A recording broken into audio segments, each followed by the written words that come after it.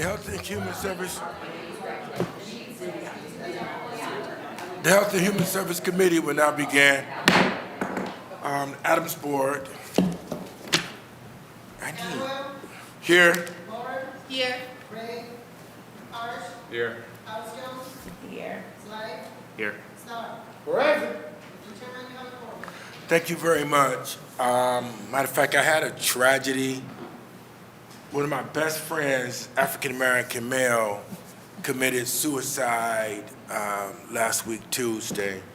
Matter of fact, the guy was a firefighter for the city of Cleveland, retired firefighter, and he committed suicide, man. It's a rough thing. It's a really rough thing, and we're gonna take a look at, see where we at with safety forces with that also. I sit back, I cried. Of course I cried. As soon as we landed, I called you, Star. We talked about it. Yeah, and it's a rough thing, man. It's really, really rough. It's really rough. Yeah, someone had called. He lived in Garfield, and someone called the suicide hotline prevention, and they called back. And then the guy's wife said that he didn't call. I mean, that she didn't call. And so the Garfield police went over to where the call came from and asked the guy's wife, was there any guns in the house? And she said no. But they went in. They said, can we go in? And they went in. He was in the basement with a gun to his head, And I haven't seen the video from the police, but they were down there in 5 minutes. And it's alleged he pointed the gun at them, and then Bernard is gone. He's gone. So it was funeral was Saturday, and I'll be there. Close friend of mine. So if I get a little touchy with this,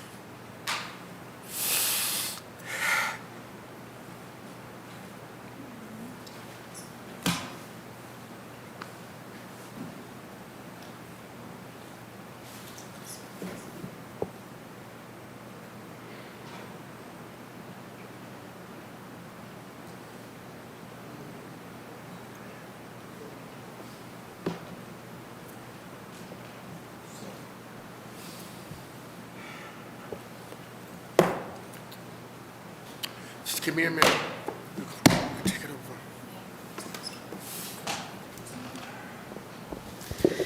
Could we have our guests approach the table to begin the conversation? Councilman, we're all thinking of you and your friend's family.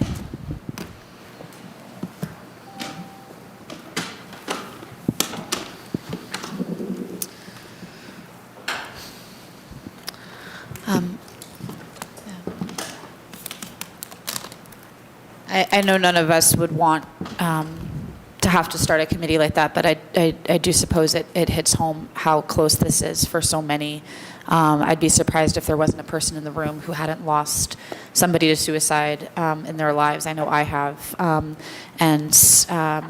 It is one of the leading causes of death for youth and becoming a worse issue. So I appreciate the chance to have a conversation today.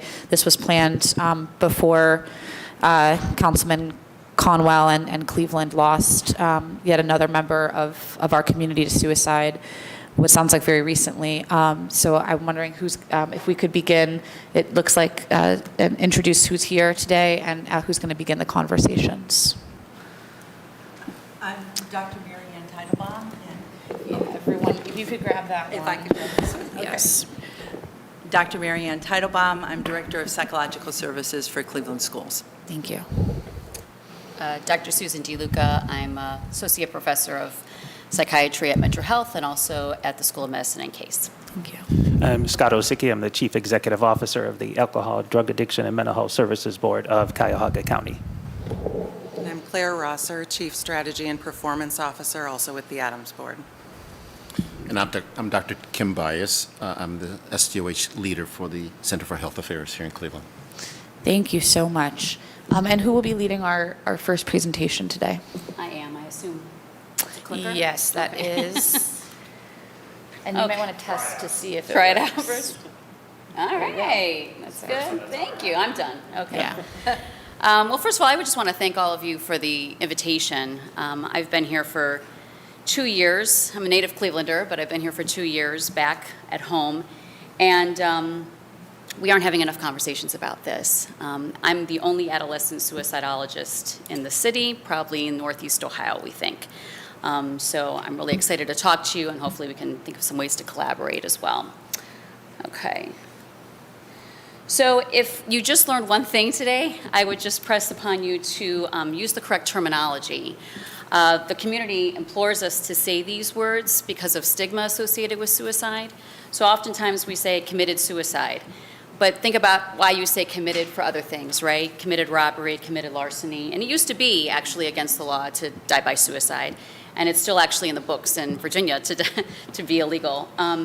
So this not only, we don't say that someone committed cancer or someone committed heart disease, right? So we want to remind folks that this is a health outcome. So die by suicide is the term that we like to use. And if that's the only thing that you learned today, I'd be thrilled, okay? So my charges today are not that big of a deal, just to tell you all about epidemiology of Black suicide, the causes, and what can be done to eliminate it. And quite frankly, if I knew all the answers to these questions, I wouldn't be here today. I would be out in the community doing this stuff. You'll see a couple of themes that you'll see is sort of a little bit about the stress of mental health and not looking at social drivers of health. Suicide is actually a social driver's outcome. It's not a mental health outcome. They're associated, but there's not a main effect linkage. And also that there's not a lot of research on Black suicide. Black female suicide, when you look at it even over the years, you have those cute little charts that show different squiggly lines, right? And everyone's kind of up here, and then there would always be Black females down here. You wouldn't even need a legend. Everyone knew that that was Black females. And what has happened since about the time of 2019 is that Black females who have Black adolescent females who have historically had low rates of suicidal thoughts and behaviors are now higher than the most at-risk group, which are Latina females. And Latina females have had the highest rates of suicidal thoughts and behaviors since 1991. So just think about that. The lowest base rate group has now become the highest in just a number of years. So this is a very colorful graph, so I tried to find a color that didn't quite match. But this is just to give you an idea. This is of all ages, but this is suicide rate, so these are deaths. And if you can see this black line that I try to create in the middle of that slide, this is just to remind y'all that although females tend to ideate and attempt suicide at higher rates, males tend to die by suicide at higher rates. So above that line are all males of different, you can see the different racial ethnic groups. And then below, I think, honestly, you have a question? I was just going to ask you to define the word ideate, because I think many people might not know. No, and please ask me a question so ideation is seriously thinking about killing yourself. Yeah. We have passive ideation, we have active ideation. So passive is sort of like, I don't know, I'm sort of thinking about it, and active ideation is just what I described. The thing is that what I find interesting as an epidemiologist and a suicidologist is why are males often considered to be low, but then so high for deaths? Now, I'm sure Kim will say because of gun rates and those types of things, but I think it's also screening. Why are we missing some of these kids that are actually ideating and attempting at these high rates as well? So these are some, this is from the YRBS, the Youth Risk Behavior Surveillance System. The CDC comes out with this data every other year. And these are, they have middle school data and then they have high school data. These are the high school data. And I thought this might be a good illustration. I only put Black and Hispanic kiddos in here because you start adding more groups and it just gets a little bit hard to read. But on the left are the national suicide, the little thing on there. That's actually hopelessness. You can't see the title of the slide, but this is the national, and then on the right-hand side are Cleveland. Cleveland's one of the cities that the YRB actually collects. Not all cities get YRB collection sites. And the reason why I first picked hopelessness is when I train clinicians, if someone is dealing with depression or anxiety, of course we want to decrease that. But if someone says that they're feeling hopeless, you clear your schedule. That's a suicidal ideator coming to you. not having reasons for living, those types of things. So a lot of times I hear kids tell me, gosh, I just feel so hopeless, and I immediately take them aside because that's our highest risk kid. And what you'll see is 60-some%, and these are the ones, this is self-report, right? So this is who's saying yes, right? So this might be an undercount. But about 60% of kids, whether they're in Cleveland or nationally, are saying that they're hopeless. They don't know if they have a reason to live. That's pretty deep if you think about that, right? Think about a classroom and think about 2/3 of your classroom thinking that way. What we're seeing with black females, which I alluded to a little bit before, is that black females are starting to increase with some of these risk factors. So you see, just in a few years, we see that, 15% higher rates of hopelessness among black females. And then this is suicidal ideation, so actively thinking about killing yourself. Again, and you're going to see the percentages go down because the behaviors are a bit more acute, right? But still, when you have folks that are ideating at 30%, that's quite high in terms of the national average. These are record numbers that we're having right now. And again, you're seeing black females in Cleveland are going up. They're going up nationally, but they're also going up quite a bit in Cleveland. And you can see that, the black males and Hispanic males are a little bit lower, but still, we're seeing a bit of an increase there. And then suicide attempts is trying to kill yourself, an active attempt. Again, you're seeing about 1 in 5, more than that for Cleveland Latina females. And now you see how you're seeing how this high-risk group is now being met with this traditionally low-risk group, black females. So now they're at the same rates, probably higher, than the traditionally higher-risk groups. You do see that in Cleveland that there are lowered reported rates of attempts with black males and Hispanic males. And this is one of the reasons why we don't have a lot of data on black females, because they were such a low risk rate group that this is how academia works. If you're not the highest risk, those studies don't usually get published. That's not where the funding is. So what has happened actually in suicidology is we're sort of left not knowing what the heck's going on in some ways because we've never really studied black females because they've always been a low risk group.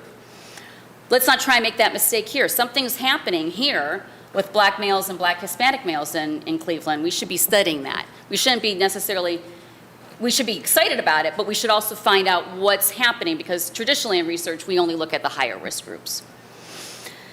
So there's a variety of reasons why individuals ideate or attempt suicide. These are particular to black adolescents, and again, the research is quite nascent. But this is what I have found so far, essentially, in our work.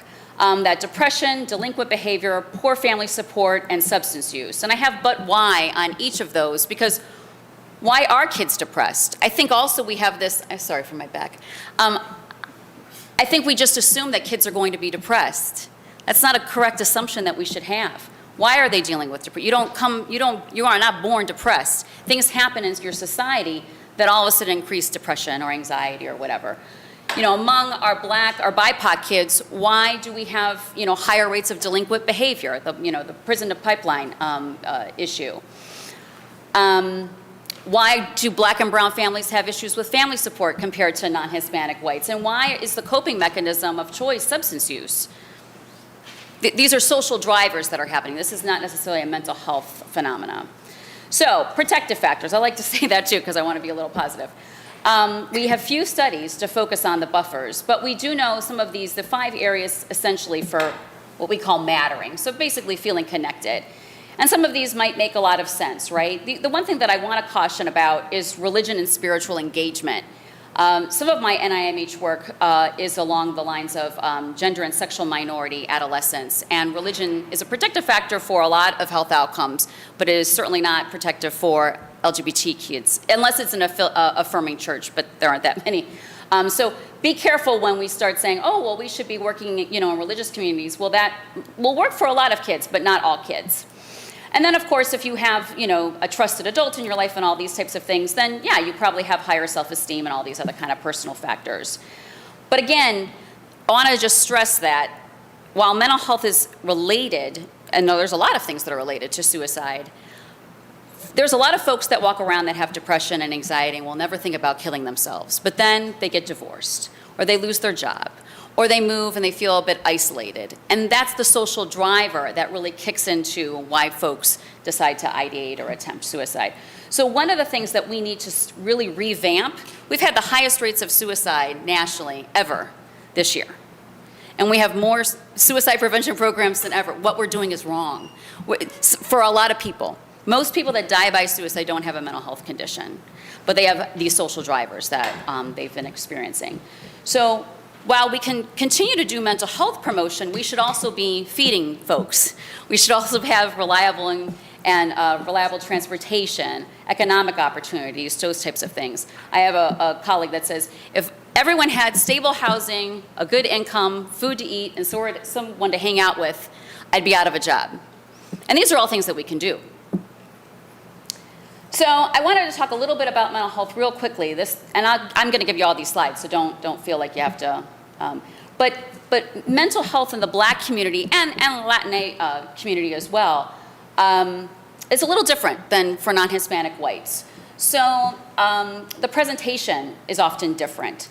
The distrust of mental health professionals, but also the treatment that they get. Black kids are often seen as poor engagers. Now that might just be because there isn't culturally appropriate care that's being given, but also just the way that they're perceived. Yes, sir? What is TX?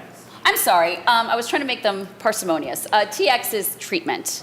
It's a clinical shorthand. But yeah, lack of treatment integrity. So we've found that treatment that is done in communities of color often don't have the same integrity as treatments that are done like in academic settings and those types of things. We know that Blacks who actually even have a suicide attempt are often discharged earlier or don't even engage in outpatient therapy. So there's just a lot of drivers that are related to this. So we need culturally relevant treatments, universal screening. I get a lot of pushback on this because then they say, well, then we would know how many kids are actually suicidal. And then what do? I mean, don't we want to know who's actively suicidal so that we can give prevention or upstream prevention even to these kiddos? And also, my research has found that parental awareness is often lacking in Black and brown communities. In my research, I found that really, for example, for Latina females, their parents don't know that they actually have been thinking about killing themselves until they're in the ED for a suicide attempt. So also kind of encouraging parents to have these conversations, but also to learn more about mental health and suicide as well. Interventions, it's kind of depressing when you think about it. The research just really isn't there. The gold standard are RCTs, randomized controlled trials. We don't report race on most of those studies. I do, but not everyone does. And that might also be due to sample size as well. But since 2019, this is a citation from 2019, there's no established evidence-based approach to depression and suicide in Black samples. Psychosocial interventions, few were found to be effective for Blacks, and some were only effective for a year. So we need to do more testing on specific interventions for this group. Role of trauma. Folks that, Black children that have a history of trauma are 5 times more likely to attempt suicide than those that don't have a history. And then these are the recommendations. Okay, that's a little farther than I can. I thought I was going to have my old age is starting to. I'm sorry, I don't mean to encroach on you. No. You know what? I'll just stand up. Okay. Well, this is the active part of our presentation today. Okay. So first of all, increasing research. Does an Italian need one? Broadcast on TV 20, and so this helps pick up your I'm so audio, sorry. Hi, and TV this 20. helps keep it. Gotcha. Okay. So increasing implementation funds, focusing on social drivers of health, and not as much on mental health, I think could make quite a difference. Involving Black youth and brown youth in intervention and research. Creating a BIPOC task force on suicidal risk. That we have the 988 number, which is fantastic now, but we don't know how effective that is for Black and brown folks. We have different hotlines for our LGBT kids. We have different hotlines for veterans. We need to be able to establish whether or not this is an effective approach for Black and brown communities of color. Understand the financial role that plays in hospitalization, especially involuntary hospitalization with this community. Create an online repository, we don't have that, of suicide data for Black and brown kids, not only just for clinicians, but researchers and policymakers as well. And also have those kids involved, whether it's, focus groups, online surveys, so that we know what to integrate into the care continuum. This is the final slide. We already talked about engaging families in trauma and suicide prevention, dismantling the school-to-prison pipeline. Yearly training for CEUs. I was a policy advisor for Governor Strickland, and when I was in Texas, we had 2 bills that were passed that required CEU trainings for school social workers and teachers, but we should also extend that for other folks as well, and I can talk to you about that in the conversation. What is CEU? I'm sorry, continuing educational units, so folks that have licenses and stuff have to do that usually every year, every few years. Mentoring programs, I did a long study with Sources of Strength. We can talk about that. It's a really interesting intervention. The idea of social media, I just wanted to say real quickly, when I was doing my research one day, and I was teaching at the University of Texas, I was really confused because I started to see this high risk of Black youth, which we weren't seeing yet already. And so I went down to my classroom. There were a bunch of adolescents. They're under the age of 26. And I said, so what do you think about this? And after a long discussion, we had one of the most poignant things that a Black female student said to me is, I don't even know if I want to have children. And I was thinking, oh, that's probably because of climate change or something like that. So I asked further, and she said, because I have a 50% chance of having a Black son, and I can't have another Black male in my life. My heart can't handle another Black child. And I saw a lot of the kids shaking their heads to this. And they said, and as I'm on social media for fun, all I see is George Floyd being murdered all the time. I scroll through anxiety. So even fun things aren't fun anymore. So that's something to think about. The establishment of church, school, and family networks, we've tend to be siloed with that. We need to go back and work together in a unified way for prevention. And this is another thing, and the city has actually done some of this already, to make mental health services more accessible in places where folks are at, right? We assume that they can come to a mental health professional, but most don't and most can't for a variety of reasons, whether it's stigma or money or whatever. But we need to find them where they are. So in barbershops and beauty salons and rec centers to decrease stigma associated with mental health and suicide. And then upstream approaches to care. One of my NIMH studies looked at the trajectories of suicide for different racial and ethnic groups to pinpoint where we should be doing prevention. And we often talk about prevention, but prevention is often intervention. We're often preventing the next ideation or the next attempt. And I don't want kids to ever have to think about killing themselves. And what that means is we're going to have to do interventions or prevention much earlier than we think. We have 6 and 10-year-olds now that are killing themselves nationally, and that's not, it's still a unique thing, but it's not an uncommon thing. So we need to be doing prevention in kindergarten. And we've done it in other cities. Developmentally appropriate forms of suicide prevention, because if they're killing themselves at 10 is a pretty good age at this point, it used to be 15, we need to hit them usually about 5 years earlier to be able to help prevent those things. So if you'd like to collaborate, if you'd like to learn more, if you'd like to talk, I am more than happy to do that. I'm a native Clevelander who wants to help out their community and just looking for people to lock arms with. So thank you for your time. Thank you very much, Dr. DeLuca. I think we're going to have a couple questions from the panel before we move. There's a second presentation from the Center for Health Affairs. Is that correct? Okay. I want to make sure to get to Councilman Starr. I'm going to ask a couple of quick questions, specifically around the idea of a post-suicide attempt, post-suicidal ideation, because these were some really heavy numbers that you presented. And there are certainly youth in my life who I've mentored who've had suicide attempts, but then who went on to currently be living happy, fulfilled lives. And I'm wondering if you can talk a little bit about our sort of post-suicide attempt, post-suicide ideation work, and sort of what the numbers are in terms of folks who are not successful at a first attempt about how they go on to live their lives. And we don't even want to use the word successful, right? So just Thank you for that. Yeah, I no, appreciate that's that okay. correction. If you've ever ideated, you have a lifetime risk, a elevated lifetime risk. If you've ever attempted, you have an elevated lifetime risk. I think that it's different for everyone. I mean, that's why we have so many different disparities, right? Presentation is different. Risk factors are different. Social drivers are different. So, I mean, for some, it's just having a really supportive network. For others, it's lifetime therapy. So I think there's not a. I remember when I was starting my doctoral degree, my advisor said, "Are you sure you want to study this? Because it's really, really hard." And I said, "I like a challenge." So I can't give you a pinpointed answer of what necessarily works because it's different for everyone. That's why we need to have more empirically based programs for different groups because, as you see, the trajectories are different. So the prevention can't be the same and the postvention can't be the same.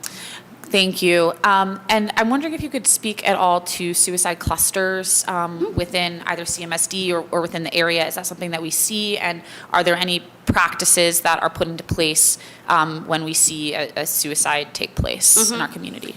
Yeah, I mean, I think we all hear about this on the news, right? And then counselors and social workers and all that are brought in. We do know that if you had a friend, like one of my studies for Latina females, if that girl had a friend that died by suicide, she was at a 2.5 times rate increase of attempting herself that year.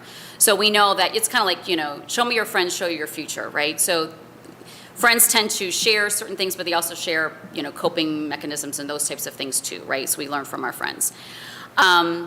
So it is right to have folks to come in. I guess my frustration is oftentimes that kids are traumatized at that moment. And oftentimes just with any trauma, right? After a few weeks or months, then it starts to, the processing starts to happen, right? But they're all gone at that point, right? So I think that's the whole idea of this upstream prevention approach that I really hope that we can embark on here. Thank you. Thank you for that. I want to turn to Councilman Starr, who I think had a couple of questions. Thank you, Chairwoman, for this opportunity. Thank you for the committee for coming to Health and Human Services Community and Arts Committee today. My question will stem from just a broad understanding. Me growing up in public housing estates and dealing with a lot of people who have dead suicidal thought attempts, as well as just death and violence in our city. So my question in more broader statement is, what can we do more to help this? Because one of the things that I often encounter dealing with young folks and being here is the fact that sometimes people do have that thought like, what's to live for? Look at the conditions and the living environment that some of our youth have to grow up in. And, the medium income and all these different social class, the economics not there. I oftentimes said that some families, a child is born and they're in survival mode before they even take their first breath.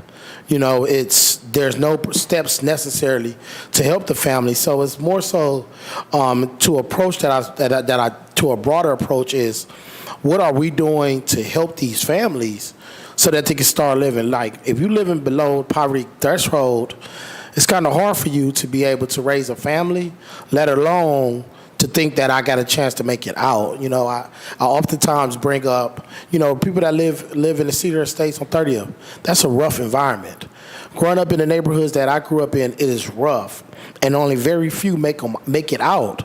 So it's like, what pipeline or what initiatives are we setting up from the mental standpoint? And what I mean by that is, I salute a young brother, Walter Patton, who grew up in the Outhwaite community, and he has ghetto therapy and bringing healing to the neighborhood. And he called it ghetto therapy purposely because he wants people to understand that people in the ghetto needs their healing too, and needs the therapy too. So what things do we have on a proactive approach in place that people can go to get the help and the needs that they may not often get unless they spoke up? Like, how are we meeting them at? I oftentimes get into it with folks when we talk about the census. Well, a lot of people in my neighborhood don't fill out the census. That don't mean they're not still there. So it's more so, what do we have in place to help these people in environments where the cameras don't go unless it's a shooting or a killing? Do we have things in place to go in these different areas of the city to help these individuals? What are we funding, and how can we also be more aggressive and assertive with our approach to the chair? Easy question. I think, the trauma-informed care programs that we're doing in rec centers, I think have the propensity to be helpful. We need to do research to see if that is working, though. I think that's always the crux for me, is that we don't have enough research, just even nationally, let alone in the city, dealing with Black and brown suicide. So when you say, what are we doing that's right, I can say that rec center trauma-informed care programs theoretically look like they could work, but we don't know about that until we do the research to see if they do, right? You were saying that, we have communities that are not safe, and trauma, and all the things that I kind of already brought up, right? If we really want to be proactive, again, it was the whole idea of why are kids depressed, right? Well, so upstream prevention is how do we get those kids to never even feel depressed, which might sound like a lofty goal, but it should be a lofty goal, right? So it's not only just the mental health component, but why are those neighborhoods not safe, and being able to put in mechanisms that make those neighborhoods safer, to give them more opportunities and resources to be able to survive just like other communities do. And thank you. And your response led me to a different question that me and my colleague, Councilman Harsh, was having, I think yesterday, and it talked about the early childhood. When you think about what more we could do, I definitely want to make sure I point out the rec center or the neighborhood resource center. I don't think we're reaching the right folks at those locations, because if you go into the research and look at the data, not that many of our students or our young folks are actually at the rec centers. It ain't the 90s no more, early 2000s, my generation. They're not just flocking into the recreation center anymore. So I look at early childhood literacy. One of the things that we learn is that our teachers have a tough task. By the time they get a student or a child in kindergarten, they can't recognize the alphabet. I know Councilman Harsh, please chime in if I need any assistance. One of the things that happens is by the time a kid gets in kindergarten, they can't recognize the alphabets. They can't recognize numbers. They don't understand shape. So therefore, there's a 5-year gap already before they get started. So therefore, you may be in a classroom where you may see a few other shiners who are on track and they're able to do it, and that can lead a kid to start having that depression, that mindset that I don't belong, I don't fit in. And I allude to that because I was a child that way. And I commend my 2nd and 3rd grade teacher, Ms. McAdoo, for noticing that, because after I was coming out of 1st grade, I struggled with reading. I struggled with the self-confidence of trying to attempt to do anything that wasn't often given to me. Because sometimes you're often sheltered in certain families, and you don't get the reading time at home. You don't get that educational time. You're listening to everything than what you're supposed to be learning. You don't have another parent that's reading to you. Mom is trying to make ends meet. The environment that you live in is poverty. So whether it's a black, white, or race thing, it's not. It's all about the social class. It's also about living in adjunct poverty. It's all about where you are growing up at. So my question is, how do we leverage and work with, obviously, our educators and CMSD, and also work with those organizations in the community to really impact it? I think we can't just put it in the rec centers. It's not enough, but also how can we really rectify this? And I leave that point out to my colleagues as we're getting ready for budgeting. We really need to look into where we're allocating funding from the city standpoint, and also how we can leverage the county for the social service component to be able to get some of these resources in our community. And I will leave it at there, and obviously if my colleague Harsh have anything to chime in and help me on or anything get from there. Thank you, Chair. Well, I would just add that, we do a lot of school-based, like we have the school health program at Metro Health, for example. We do a lot of school-based prevention. but not everyone goes to school either. Not everyone goes to rec centers, but not everyone goes to school either, right? So that's why in one of the slides I was saying, we have to meet folks where they're at. If Yep. that's in the barbershop, if that's in the church, if that's in, wherever folks are, because we can't assume that folks are going to be coming to us. And most of the time, due to isolation and other things, they can't. They physically just can't come to us, right? And I think upstream prevention is kind of what you're actually promoting here, right? Is that in kindergarten, they should have been doing some stuff even before kindergarten. And I'm saying, in terms of suicide prevention, we should be doing suicide prevention not in high school. That's intervention for a lot of folks. And it makes some folks uncomfortable saying we should be doing suicide prevention in kindergarten. Yeah. And people are like, wow. But then you show them the numbers, and now, a very robust group of folks that are dying by suicide are 10 to 14-year-olds. Yep. It used to be, about 15, 16-year-olds. So they're getting younger, so our prevention has to be younger as well. I don't know if that totally answers your question. So it opens the dialogue, the discussions, and having those conversations. That's why I salute Walter Patton for the work that he does. Going on those sessions every Wednesday night and seeing how many people be very affected and how they deal with the trauma, the violence, stories that you can't even imagine, things that you may see on the movies or it's actually a reality, and people are just trying to figure it out, because when you're living in adjunct poverty, you're just trying to make it till tomorrow. And if I make it to tomorrow, I'm just trying to make it another day. So there's no actual strategic plan. But that's just like when I work with folks that are trying to stay alive, right? Yeah. It's not just, can you stay alive? Can you stay alive this year, this month? A lot of times when I'm doing a safety plan with someone, I'm saying, can you stay alive for 10 minutes? Yep. And try my best, So there's a lot of similarities in what you're describing and folks that are dealing with suicidal thoughts and behaviors. And to that point, to Vice Chair, and I know Chairman is out right now, I definitely would love to have an opportunity to bring St. Vincent's Charity to the table, as well as Metro. There's a possible partnership that we're looking with Adams Board.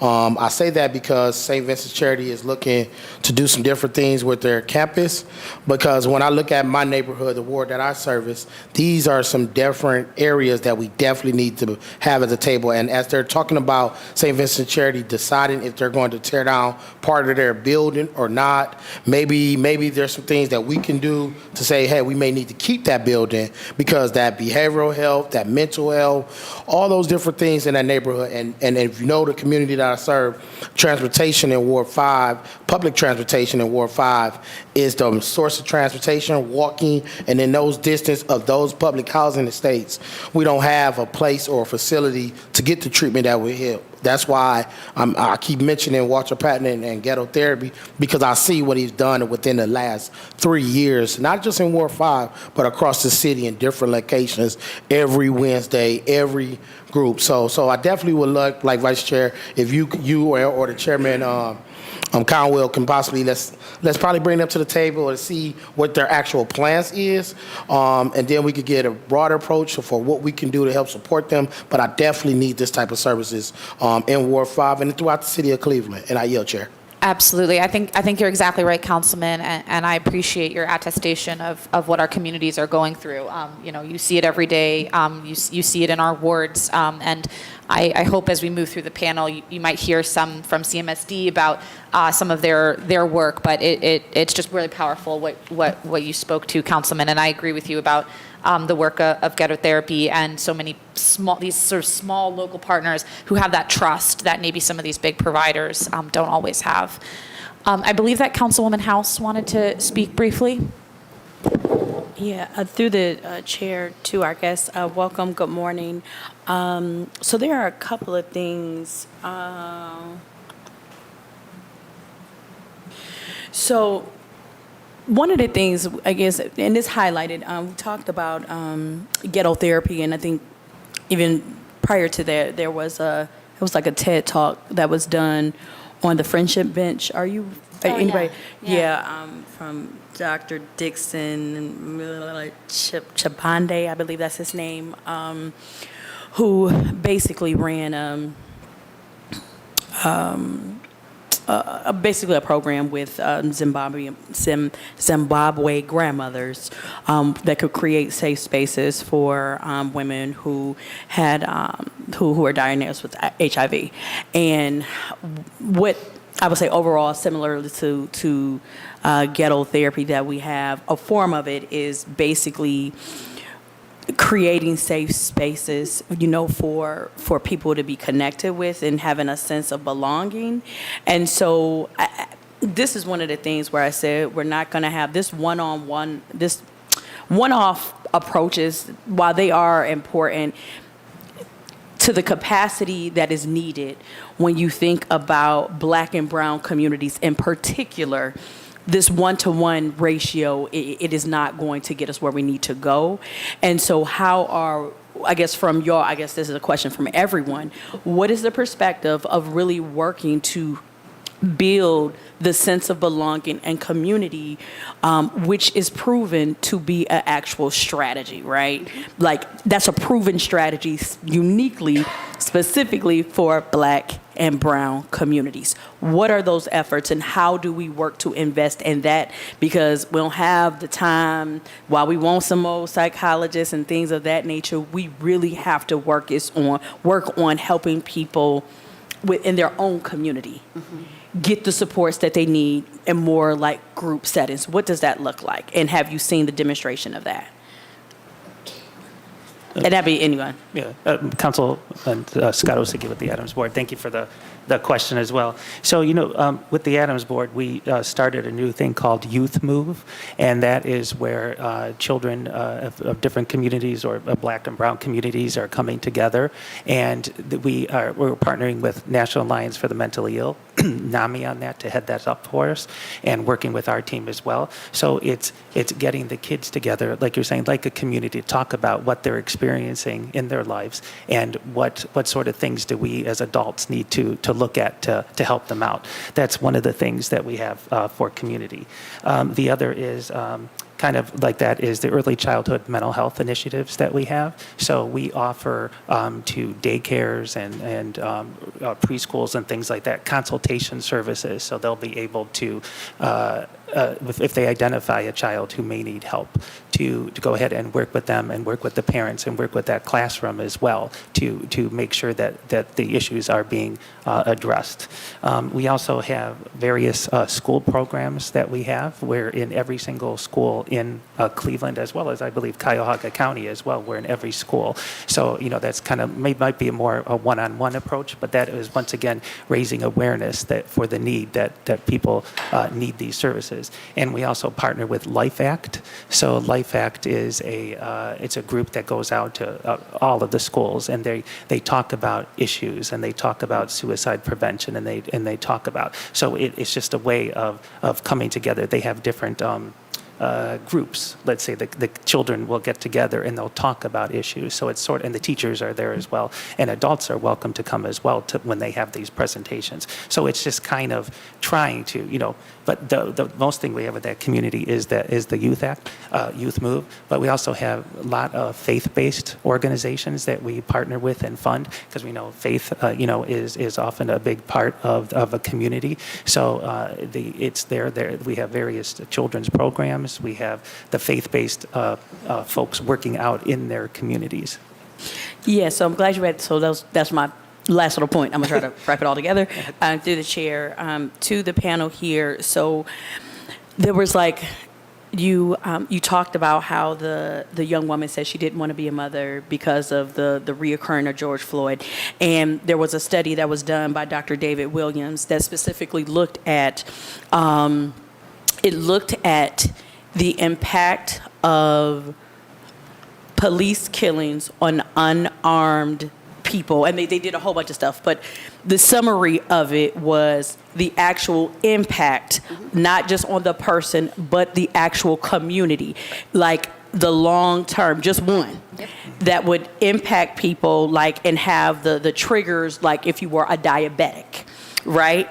And it's very, very, very interesting. But then when they talk about, because you want to think about what are the strategies which you can do to prevent it. So one of them for young people, how they have been able, or those who were able to better weather the storm, was they had to, if you had good positive relationships with parents, teachers, and community members, you could weather the storm, right? So I think this is the other thing. It's like sometimes we got a whole bunch of information, but we just too smart for our own goods. Like, this is getting back to the basics. What do we need to do systems planning to have establish good positive relationships, supportive relationships from our babies, from educators, parents, and communities? And how are we giving those tools out, again, to ensure that our young people are getting that, because there's a disconnect there? That's the first thing.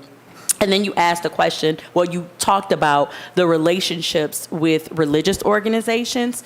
And again, that is another thing specifically for, I would say in the Black community, I was identified in the research, was that engagement, religious engagement, and there were 3 elements in religious engagements collectively that lead to mental health, relief and stuff for Black communities, which was regularly attending the service,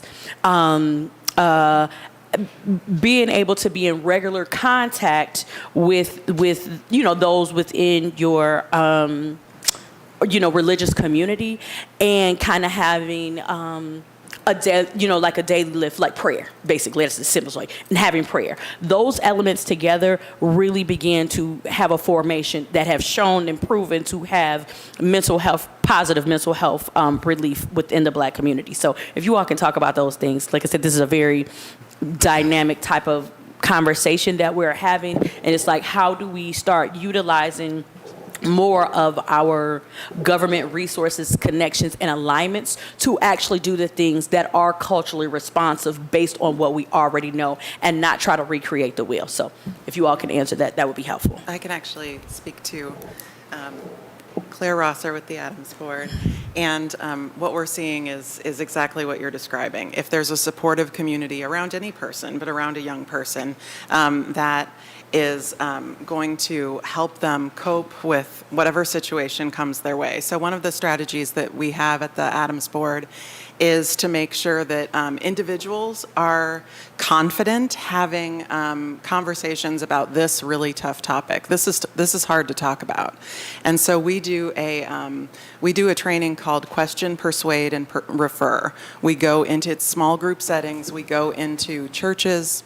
We go into schools, we go into every setting, absolutely every setting, workplaces, because really what it's about is making sure that, first of all, you can recognize someone in your life who's struggling, and then you know how to talk to them. What is that called? I'm sorry. Question, QPR. Persuade, and Refer, QPR. It's phenomenal for any group that you can take it into, and it's been adapted for different groups that have different types of risk factors or different types of protective factors that we can enhance.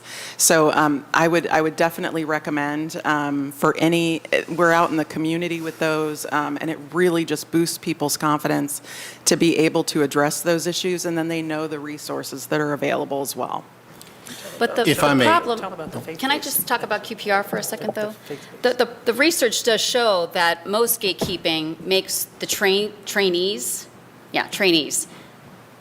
feel great about their new skills. But gatekeeper often, and QPR, some of the research with QPR too, it doesn't necessarily increase reports. It just makes teachers or faith leaders feel more confident, and that's great. But we have to get folks to feel comfortable enough to go to people. We have a lot of people that can help, but we have to bridge this gap of lots of trained people, lots of people that are suffering, and how do we build that divide, right? But the QPR is for anybody in the community. That's Right. the thing to be. And But can I it hasn't ask really Mr. Bias? increased. Yeah, and Yeah. I think Mr. Bias wanted to jump in. Yeah. Yes, Dr. Bias here. Dr. Bias, I apologize. To your wheelhouse as policy experts, I want to pose 2 questions. Question 1, if you could impose or pass policy to reduce suicide by 10% in 1 year, would you do it? No. National studies have shown that a $45 per year in additional social benefits leads to a 10% reduction in suicide. $45 per year per person leads to a 10% reduction in suicide. That's question number one. Question number two. If you have the magic wand and could eliminate the causes that are associated with suicide, would you do that? What's the question? I'm sorry. Say it again. If you had a magic wand to eliminate the structural causes of suicide, would you do that? Yes. Okay. Then let's deal with three positive correlational factors that lead to suicide between the ages of 10-year-olds and 30-year-olds, particularly African American males, in 44102, 105, and 108 zip codes. And they are 1, unemployment. 2, to your point, Councilman Starr, lack of transportation. 3, housing insecurity, instability. You have the ability to address the root causes of suicides in 44102, 105, and 108 that are positively correlated with those three factors. And if you were to reduce suicide in those 3 zip codes by 10% this year, you would have saved 100 lives. $45 per year per person, addressing transportation, housing, and employment. 10%. It's within your power as policymakers, yes? Clinicians and the individuals that do the work one-on-one must continue to do that. But from my perspective as a policy expert, as well as your wheelhouse of expertise as policy, we have to join forces with the clinicians, researchers, and social service providers and address the political policy world that leads to suicides being increasing rate. So I have points that I will talk about later, but I just want to address those 2 points. Absolutely. Dr. Bias, thank you for your clarion call. I did see that some of the other council members wanted to jump in, but maybe that would be a good transition to your presentation, if that would be okay. Sure.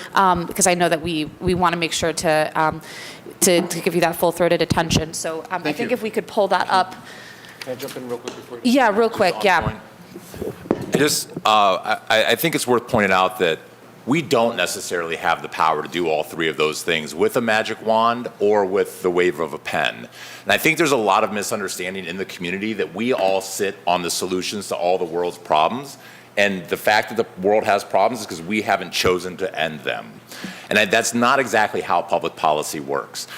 Your $45 per person is $15 million a year. I would love to figure out how to create a $15 million a year program to give everybody in Cleveland money, but I'm not sure that we could pull it off. Job creation is the work of the federal, the state, the county, and municipal government, and I think we all focus on that a lot, but we have not, in the best efforts of everyone who's ever preceded us, figured out how to replace all the steel mills and all the jobs that we used to have. And I forget what was the third one? Transportation. Oh, I thought it was jobs, transportation, and housing, right. And we just put $70 million into housing. It's still not going to solve the problems, and that was on a one-time $511 transfer from the federal government. So I just want to caution people that if we had magic wands, we would use them. If we could push buttons or flip switches to end the world's problems, we would push those buttons and flip those switches, and there's not a single colleague of mine that wouldn't do that. But for the general public at home, it's not a simple lack of will or interest on behalf of policymakers that cause these problems to persist. Can I ask? But I just want to know. make that. This is really, and this is what we should be doing, so I really want to highlight what he is talking about, right? So, yes, we can. It may not come from us, but there is a body, specifically when you look at the state of Ohio's tax policy, okay? We have the money. It is at the State House between the county, Cuyahoga County, which is a subset of the state of Ohio. When you look at the difference of what has been drained from local resources due to tax policy, we actually can get there. So this is the reason why, we should be looking at strategies to do much more strategic advocacy to get the resources that are here to actually solve the problems that we know we can solve. One simple thing that the state of Ohio can do is make refundable the earned income tax credit. Ohio is a state where you cannot even get the money that the federal government says you can actually do. These are the things of when you have to be dead focused on policy that can change lives, and that's why we have to work with our allyship, our partnership, to be much more strategic and getting our ask and continuing to go from there. There was another thing that Dr. Bias, okay, Dr. Bias said that I think we should focus on, right? So a lot of times here in Cleveland City Council, we do a 17 ward equal strategy, everybody split the pie. We must stop that practice. And then again, I'm just saying, everybody don't get the same thing at the same time. And I think we have to be honest, but if we collectively work on that. He talked about 3 zip codes in particular, right? 02, 05, and 08, right? That doesn't represent Ward 7, but do we want to save 100 lives? Well, let's do it. Let's get the more place-based strategies in order to focus. Yes, we can't do the whole ward and the whole city, but if we begin to have place-based strategies with intentionality, we can actually begin to get much more progress that people can understand, because we're all saying the same things, because we can see that the greater need is over there. Let's focus a little bit. You see what I'm saying? So I think, like, I really would not, as he put it out there about some policy strategies that we could embrace, there are opportunities to work collectively, and I think we had a responsibility to, tell people. It's the same thing about the leaf pickup, right? Like, now I'm starting to get people to call me about leaves, but then I can explain to them, we don't have as many trees as they have over there. You see what I'm saying? We can do it. We could do it. We just have to have a level of discipline. So I appreciate that. And can I just say one thing? Prevention, I used to work at the State House. I understand policy as well. Prevention is always going to be more than intervention. But if you look at years of potential life lost when a kid dies by suicide and all the economic gains that we lose with each death, it actually comes out to be I understand your position, but prevention is more expensive than intervention. We already have money for intervention. We might not need intervention if we do more prevention.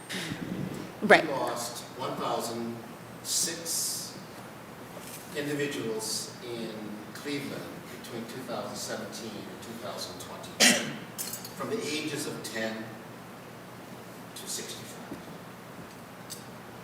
Of those 1,006, the highest rates occurred in zip codes 44102, 105, and 108. 60%, trust me when I tell you, I worry when I go out at night leaving Playhouse Square to go somewhere whether I'm going to get jumped in. I understand about public safety, but you know what, folks? In Cleveland, when you talk about firearm deaths, 60% of firearm deaths are from suicides. And if you look at African American males, 70% of those firearm deaths are from suicide. Whether it's pointing the gun out or pointing the gun in, it is hopelessness. It is ultimately having no future.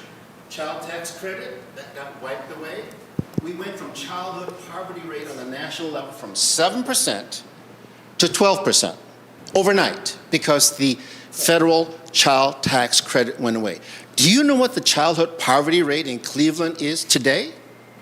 That's our future. You know what the childhood poverty rate in Cleveland is today? 48% of our children are below the federal poverty guidelines. 48%. And it's higher in certain zip codes than in others. So, do we have a magic wand? No. It's a Harry Potter story. Do you work on policy? Absolutely. Do you have a small piece of it? Absolutely. Do you unite with the executive, county executive, and the governor, and the representatives and the senators? Absolutely. So let's start with the stark reality that when the media, when the press, and when the police and all the individuals are up in arms about deaths from firearms, let's be polite and say, we hear you, we're concerned about public safety too, but did you know 60% of those deaths are from firearm suicides. And among African Americans, do you know it's 70%? Just say those things, because we need to change the narrative in Cleveland and focus on what is causing, what is leading to the years of potential life loss that our future taxpayers, future politicians, future athletes, future educators, future clinicians, we're losing the future with 48% of our children living under poverty. So, I'll tell you a quick story. 29-year-old African-American male has been unemployed for 6 months, calls his sister the other night and says, I'm feeling hopeless. She says, why? I've been out of work, for 6 months. I finally got a job offer, but I need a car, and I don't have a car. She said, brother, I've got you. I'll get you Uber, Lyft, whatever, until we can figure out what you get a car. That made the difference between her brother saying, I'm checking out, to saying, I'm going to hang in there and work this out. She helped by getting him transportation for the 6 weeks it took to figure out how to get funding to get him transportation. So that's a story, that's a real story happening in Cleveland. And it's something that was shared with me, and I won't tell you who it was, but it was a real story. So I'm here to talk about two things. The work that has been done for 15 months has been done with the support of the 4th largest employer in the state of state of Ohio, and the 3rd largest employer in Cuyahoga County. That's Amazon Web Services. We secured a relationship with them to use their super cloud computing platform. You know what IBM Watson is? The supercomputer? That sits on the cloud computing platform that was given to us to collect data, and the only condition they gave to us for using that super platform, hey, work on health disparities and eliminate structural racism. We're good. Why was the Center for Health Affairs asked to do this? My CEO, Brian Lane, came from Oracle. He knows all the tech bros and has a positive working relationship with them. And they felt that in having one of their tech bros work on this, that they would actually get something done. So we began in September of 2022, built the world's largest SDOH, social determinants of health data architecture, and began bringing in publicly available data, including the suicide data that I was sharing with you from the county coroner's office, this county medical examiner's office. Doing that work over the past 15 years, we were silent, under the radar, did our work, didn't ask for anything, but we did approach over 200 organizations and individuals, including individuals sitting at this table, to be part of that work. Because it's not about the center or AWS doing the work, it's about providing the tools and resources with the support and engagement of the entire community. I'm a recovering community organizer from Detroit, and I understand that you can't speak for the community without the community. So we have a 50-person advisory council that includes government. So we have Bibb's office, Ronane's office, DeWine's office, Brown's office represented on the advisory council. We have for-profits, banks, corporations. We have nonprofits, community organizations, universities, et cetera. This 50-person advisory council works with us to be the stewards of the work, guiding the work that we will be doing for the next 3 years. That stewardship means that any data we get from public sources, there are 500 sources of public data, or private sources, stays with the individual data contributor. Nobody touches that data without the support and permission of the individual contributor. AWS cannot touch it, own it, use it, and we made that part of the agreement. So what we did was begin to look at housing, transportation, unemployment, lead poisoning, climate change, food insecurity. But the first thing that AWS asked us to focus on was the connection and the correlation between suicides, firearms, and behavioral health. Why? We always get that question. And the question is answered in the following way. When the Robb Elementary shootings happened in Uvalde, Texas, we were in discussions with AWS about doing this work. When that shooting happened, the CEO of AWS called our senior leader on this from AWS, Nelson Gonzalez, and said, I want this project to go. Because whatever they find out, whatever they can do, will help us make sure that Robb Elementary doesn't happen again. So we began that work, and to do that, we can talk about and rend our garments and gnash our teeth about how bad things are in Cleveland, like the rest of the country. But we've been doing that for 400 years. What's different about the question we're asking is the following. We know that historical redlining, historical under-resourcing leads to trauma and poverty. We know that.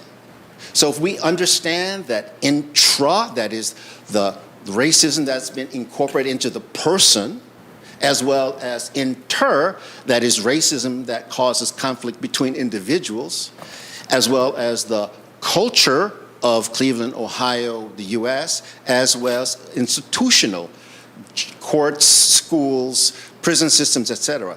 When we look at the 4 levels of structural racism, we begin with that as a given that we need to address and always ask the question, how does intrapersonal racism, interpersonal racism, structural racism, constitutional and societal racism impact the individual? Because if we know that, then we can ask the question, how do we fix it? How do we fix unemployment due to racism? How do we fix housing due to racism? How do we fix food insecurity due to racism? Without asking those 2 connected questions, we will not get to solving the problem. The clinicians, the police, everybody needs to do their job to help the individual, but from a structural perspective, we have to fix the root causes that lead to deaths and suicides. So, we looked at the entire county. We noticed that 3 zip codes in particular, in 44102, 100%, let me reiterate that, 100% of the firearm suicides were for African American males. 100%. Point of 40 to clarification. 50% in the other Can zip you, codes. when you're saying zip codes, can you also associate that with neighborhoods, just so that the listen, if we know what those are? I have a map. Who has I'm 441? gonna talk- I got 105 is Slavic Village through you got part of 105. 127. Yeah. 108 is Glenville. I know Yeah, what's 102? 102 is West Side, like between Detroit Shoreway. Detroit Shoreway, Clark, like Right. Detroit Shoreway, Stockyard. Yeah, no, I was just saying for people online. First so people can- Shoreway, Cuddle, West Yeah. Boulevard, Stockyard is 102. I'm still trying to, I know the zip codes, I don't know all the neighborhoods, so I'm still learning that. So 44108 is Forest Hills primarily. 44105 is,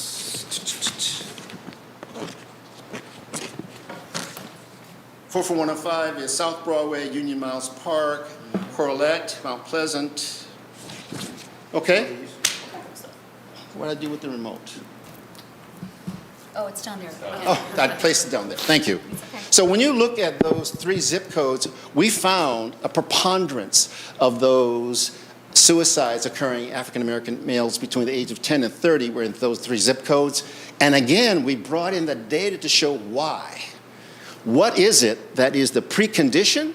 Again, the 3 things are transportation, housing instability, and unemployment.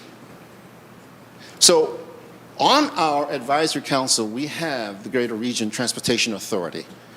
Florence A. Haver is part of our advisory council. We have Jeff Wade from the Cuyahoga Metropolitan Housing Authority, right?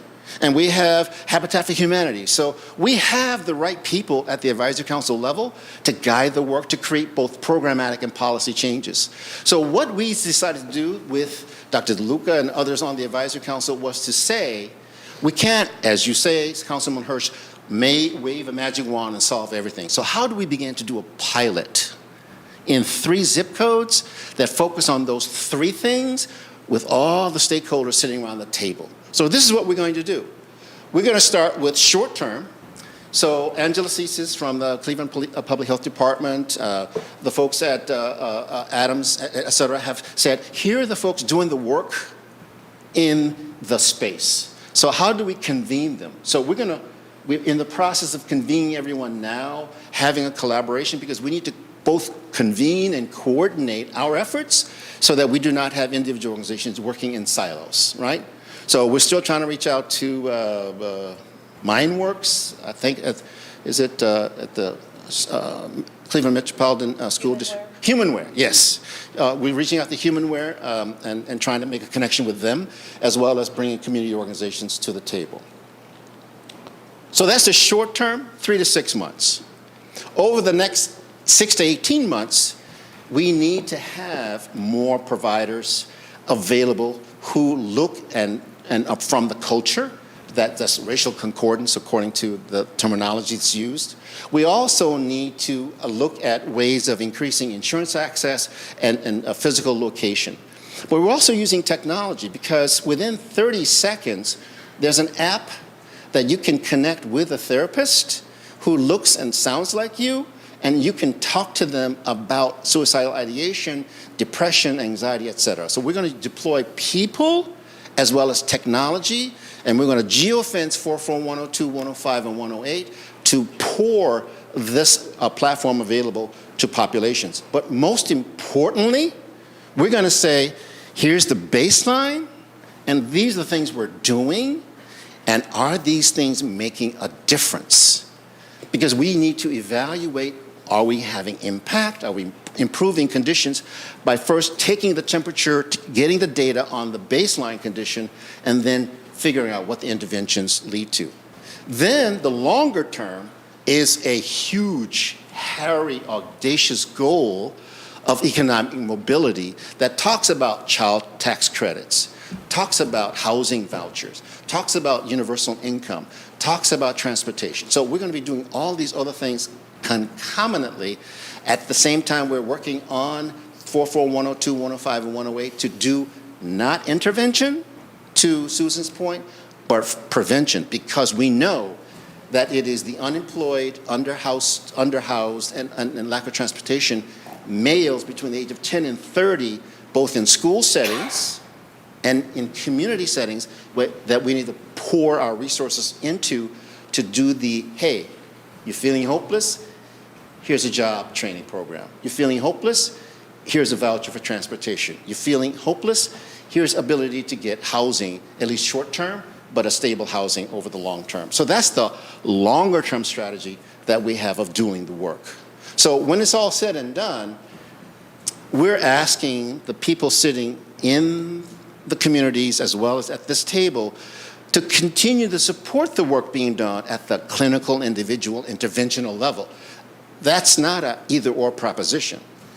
And we need policy and programmatic support for true prevention, knowing that we're going to be working in those 3 zip codes for the next 24 months, addressing housing, transportation, and jobs. So whatever you can do at the policy level for 44, 102, 105, and 108 to address those 3 things that we know are causing individuals to act on their suicide ideation, then do what you can, whatever you can, with city, county, state, federal, international, intergalactic resources to make those resources in transportation, housing, food available for the 10 to 30-year-old African-American males that we're going to be pouring our attention and resources on to make sure that we have a reduction or elimination of suicides in those 3 zip codes. So that's the long and the short of it.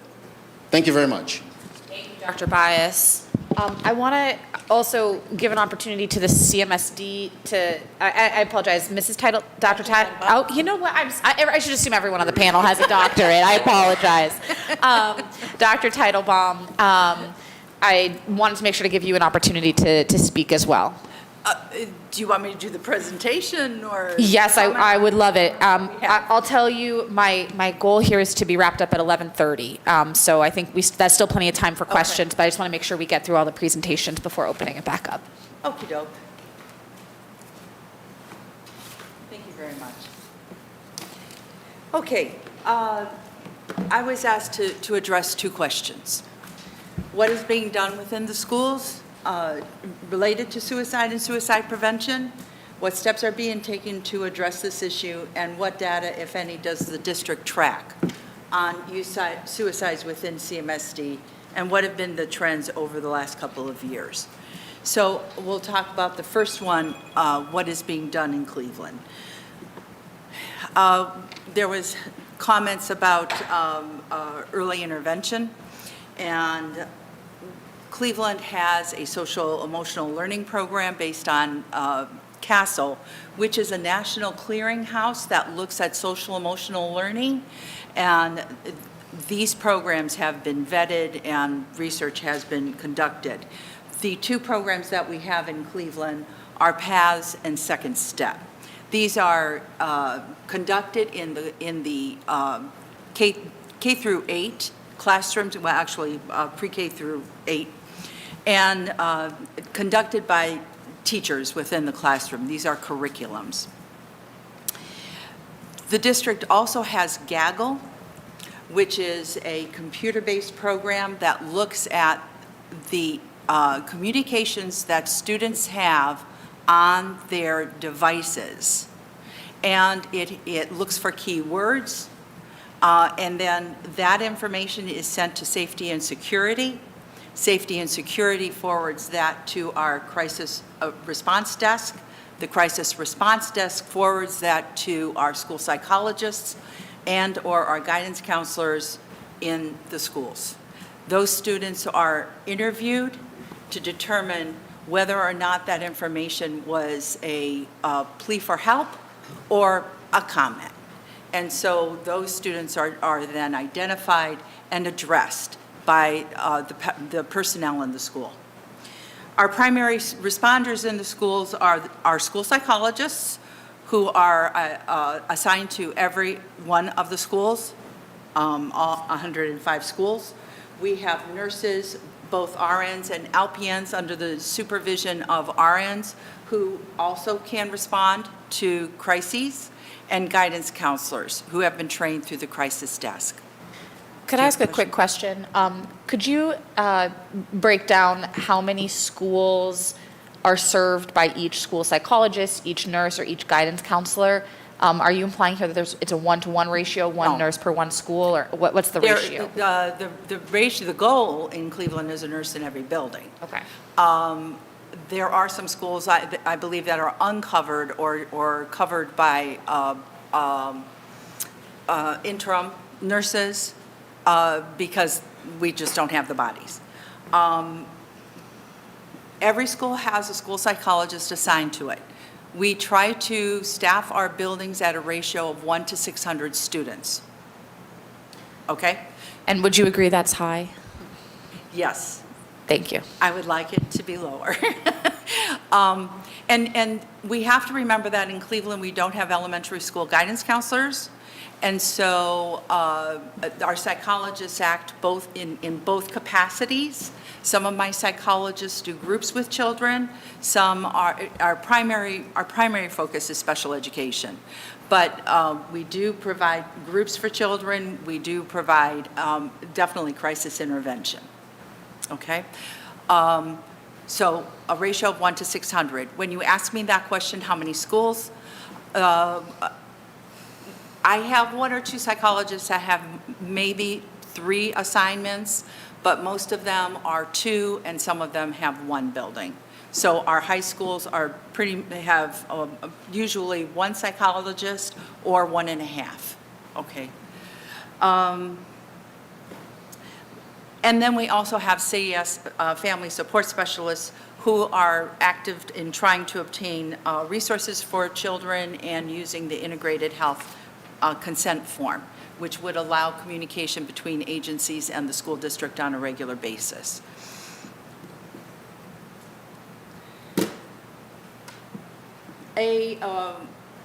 We have what Cleveland calls an SST, a student support team, and this is pretty typical in almost every school district in the nation. The student support team, first of all, might address academic problems, but in some of our schools, it also addresses our behavioral health issues.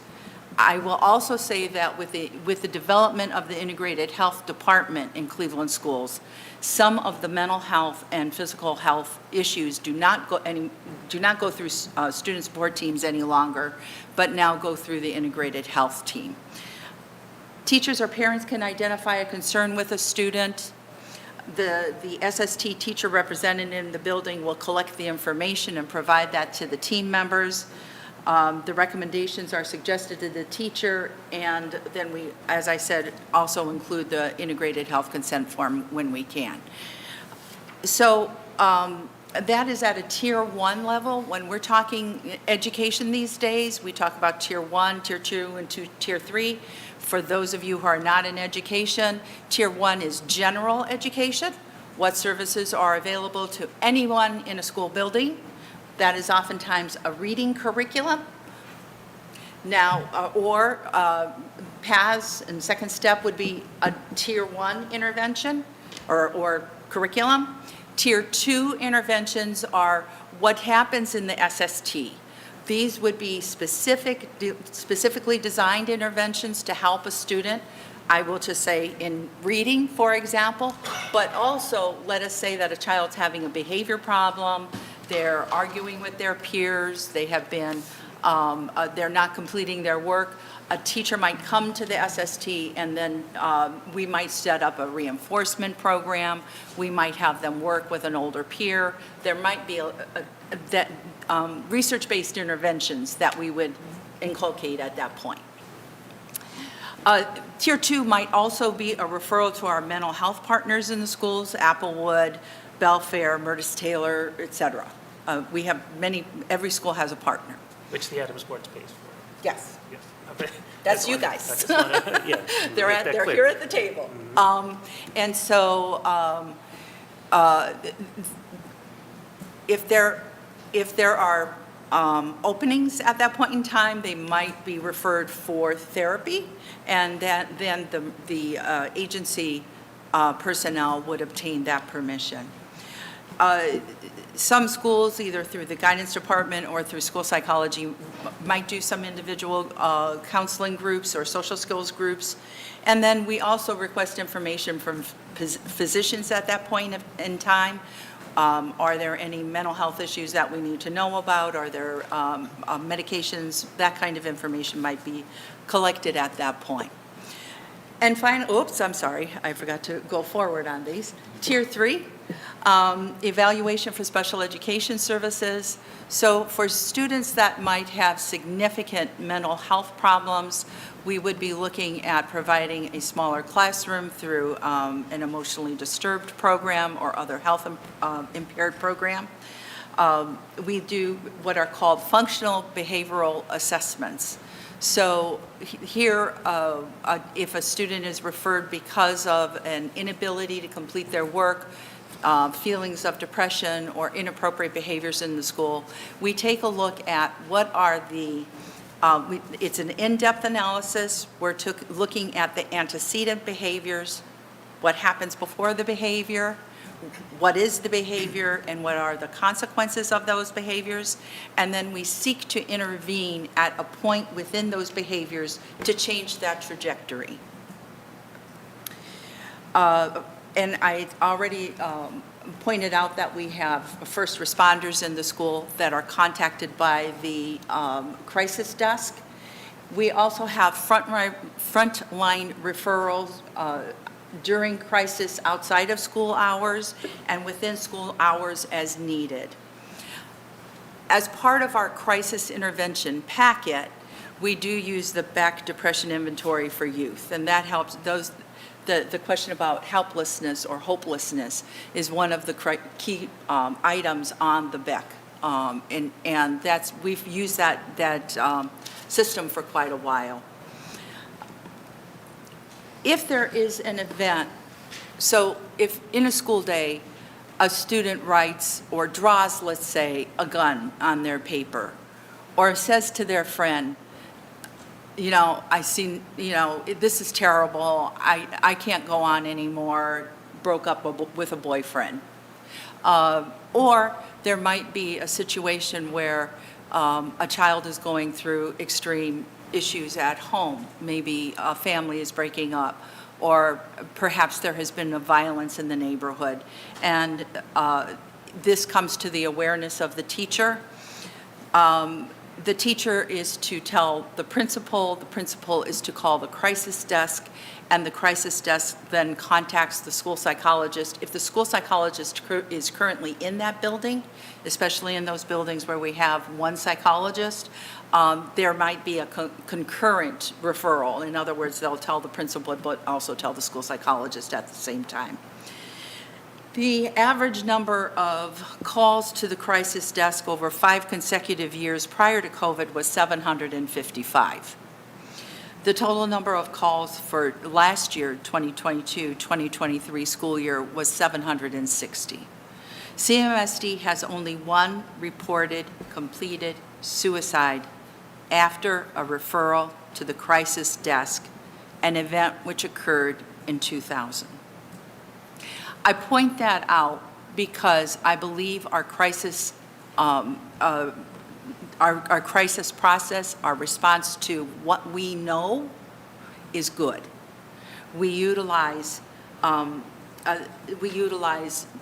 Adams Board people that are in our schools when they are when the student that has been identified to the crisis desk is already in counseling.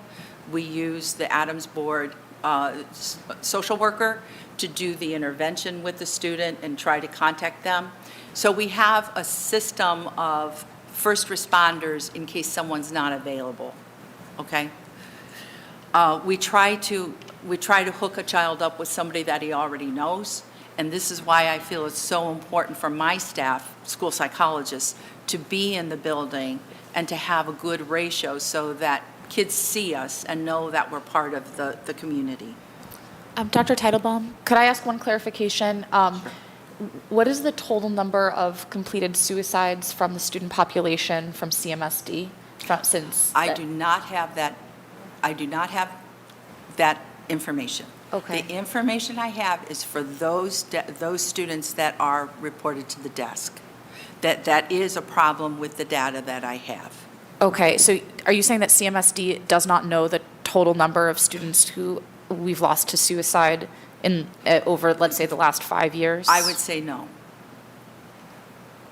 Okay, Dr. Teitelbaum, I find that quite a disturbing answer, I'll be honest. No, if we do have a gun incident, then that data goes through a death response, not through a suicide event. And you're saying that the district doesn't distinguish between violent interpersonal action and suicide in the ways that they collect the information on gun violence? I do not know a way that we do that. We have to remember, the information that was brought up earlier, that some students do not attend school regularly or are not a part of our school district, that is another piece of data that we miss. If students are not attending, we wouldn't have that information. Right, and I don't want to use this as to just chastise CMSD, but I want to acknowledge that I think the point of holding this committee today was to begin a conversation about youth suicide risk and suicidal behavior within Cleveland, and we saw some startling and sobering numbers from Dr. DeLuca about, if you look at it from her numbers, you look at a classroom and you could have over 50% who have said they've experienced hopelessness, or a third who have contemplated suicide, or 10% who have attempted it. And you're saying that despite those numbers, the school district itself has no concept of the number of students it has lost to suicide over a given period of time. No, but we do know those that have had those thoughts because that's part of the 760 of students that would have been referred for prevention. But to be clear, one of the things we're looking at is what we could be doing better. And it sounds like, you've mentioned that this rapid response crisis desk has been in place for a long time, and yet you essentially don't know the unknown unknowns. You don't know who's not getting referred to the crisis desk. And so you're sort of presenting data as though this is the complete picture of suicidal ideation or suicide attempts within the district. And yet we have the most, stark possible outcome that has occurred within the student population, and we don't know what it is beyond the tiny microscope that you have through the crisis desk. That's correct.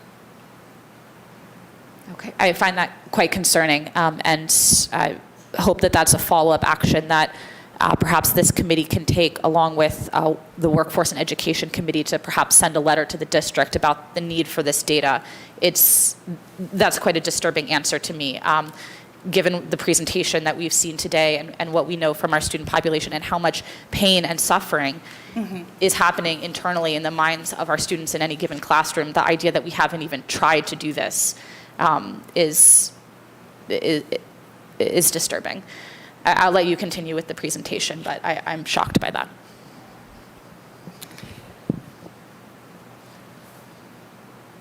I'm responding to what you say.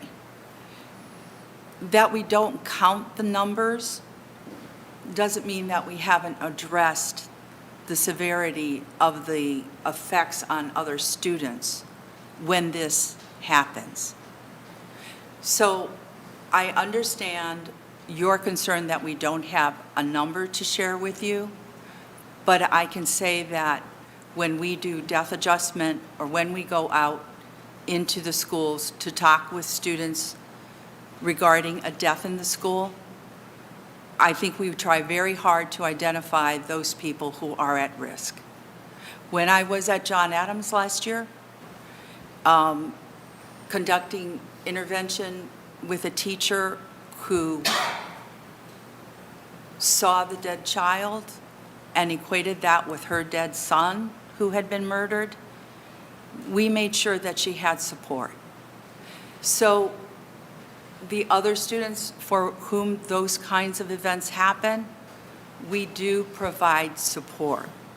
We do make our referrals. I cannot, I think that we probably could call and say this was a suicide and have that be added to our referral list, if that would be helpful to you. When people call in, when we know that a child, for example, was playing with a gun and murdered and killed his sibling, we do know that that happened. We just may not keep that data or that descriptor. Okay? I hope that helps.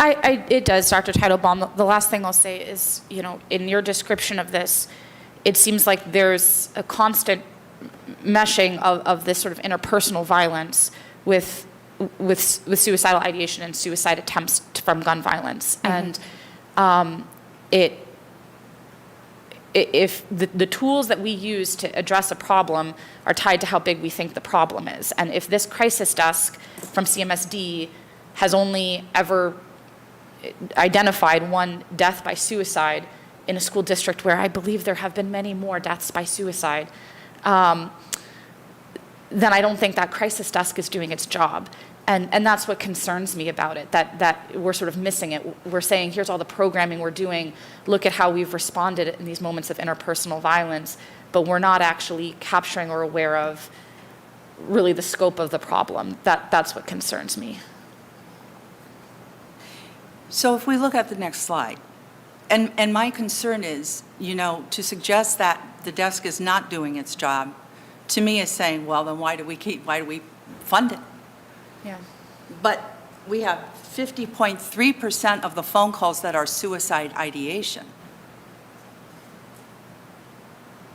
And to be clear, I'm not suggesting to get rid of the crisis desk, but I wonder if perhaps that number would be even more if it were a different program or if we were iterating on it. Oh, or- well, you bring up a fair question, and I would like to get to that later on in Yeah, the program. thank you. You know, in fact, what you're saying is a concern of mine. Yeah. Okay, I give you the breakdown of the types of calls. Thank you. And I do apologize. It's a etiquette point that my colleague would like a point, and I, of course, want to allow it to him. And I've Yes, thank you, Chair.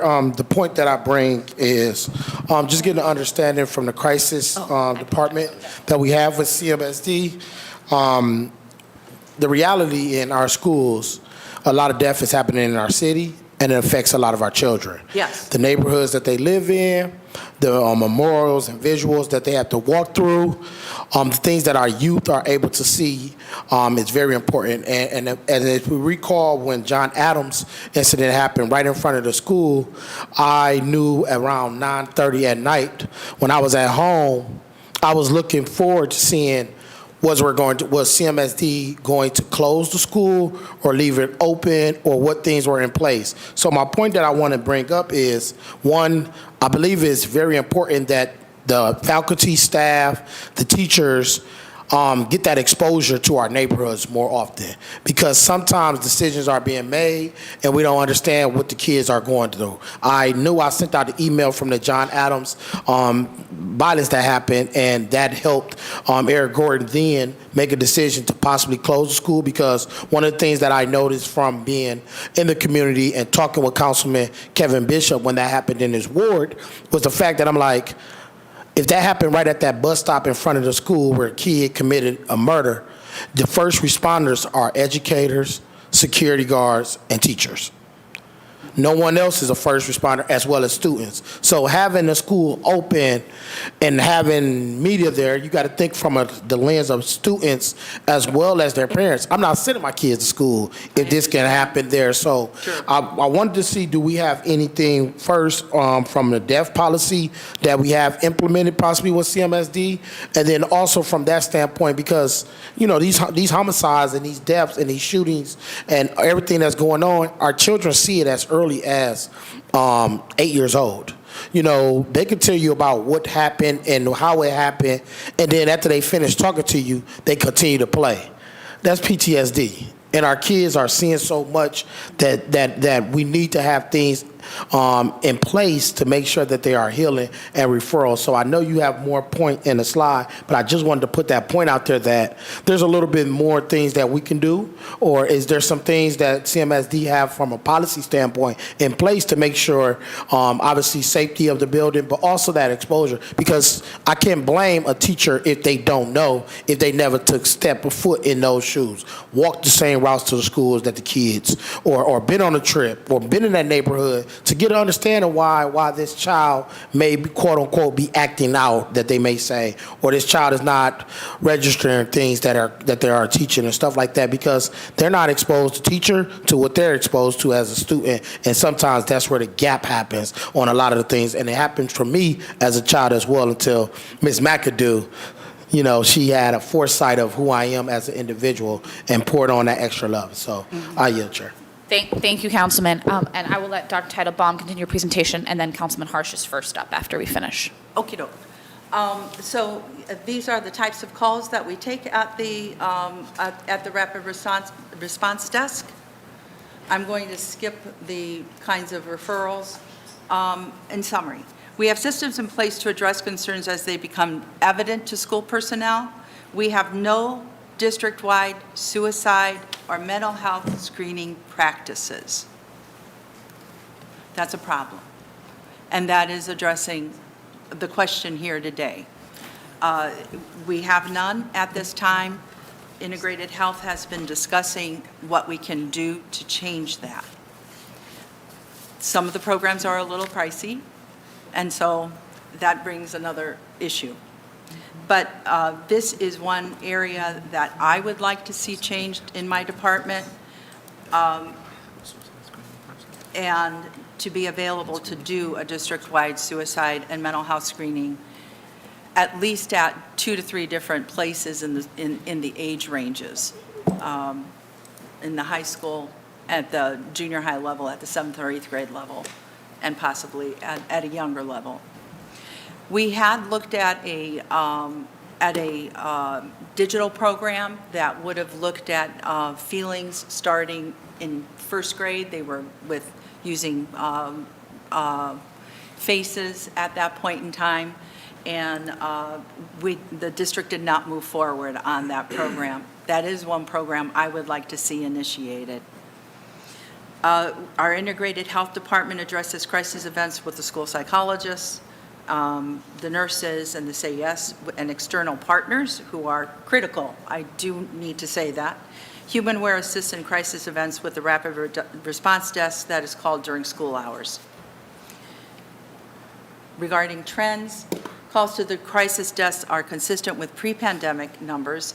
It is important to note that the numbers presented here reflect referrals for those who are attending CMSD schools. It does not capture information on children or adolescents who attend non-CMSD schools, are not attending school, or have dropped out. Thank you, Dr. Teitelbaum. I'm going to move directly to the Adams Board to complete our final presentation of the day. Sorry? All right, so we're passing out a packet that we have.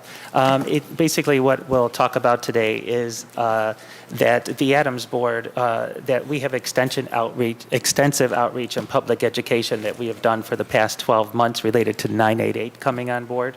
And actually, we were able to secure a grant funding through a very few sources that we had, and we were able to increase our visibility in the community using those funds. So the list of recent outreach efforts are in your packet there. Our awareness campaign promoting 988 and other crisis resources concluded with impressive reach. We had millions of impressions online, on social media, radio, television, billboards, transit advertising, and printed materials. And even in an effort to reach non-English speaking folks, we translated our materials into Spanish, Chinese, Russian, Ukrainian, and Arabic, and we even have some materials in Braille as well. So in response to the rising rates of black suicide, we partnered with the Ohio Suicide Prevention Foundation on the Life is Better With You campaign, and the information is here. And this campaign was designed specifically to reach African American and black adults and older adolescents, and it included messages specific to parents of children ages 12 to 17, young adults ages 18 to 24, and family members who may be concerned about a loved one. So these advertisements, they were in media placements on billboards, transit, print, radio, television, and digital in 2021 and 22. And ongoing online and social media promotions throughout 23. And the Ohio Suicide Prevention Foundation provided us the campaign for free. This also included digital advertising within the Cleveland Metropolitan School District schools and school sports fields.